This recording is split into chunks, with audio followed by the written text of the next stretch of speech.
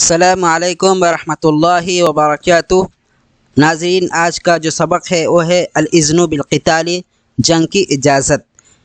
اللہ تبارک و تعالیٰ نے اوپر جنگ کی اجازت نہیں دی تھی، اور اللہ نے فرمایا تھا کہ کفوا ایدیکم، اپنے ہاتھ کو روکے رہو، واقیموا الصلاۃ، اور نماز قائم کرو۔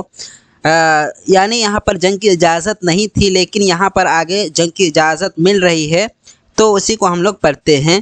فلما قویت الشوکۃ، اور جب ان کی شوکت مطلب ہوتا ہے کانٹا، طاقت، دبدبا، یہ سب کا مطلب ہوتا ہے۔ تو جب ان کا دبدبا جو ہے، ان کی طاقت جو ہے بڑھ گئی، قویہ مطلب مضبوط ہونا، اور قویت الشوکۃ یعنی دبدبا جب ان کا مضبوط ہو گیا، واشتد الجناح، جناح مطلب بازو، اور بازو بھی مضبوط ہو گیا۔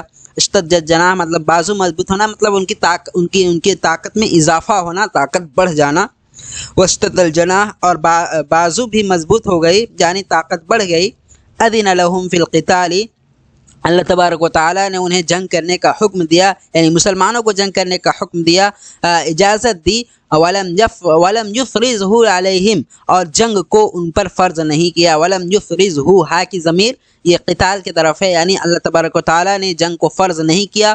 فقال، اور فرمایا، اذن للذین یقاتلون، کہ جو لوگ جنگ کرتے ہیں، اذن للذین یقاتلون بانہم ظلموا، یعنی بسبب ظلم ان کو اجازت دیا گیا ہے کہ وہ قتل و قتال کرے۔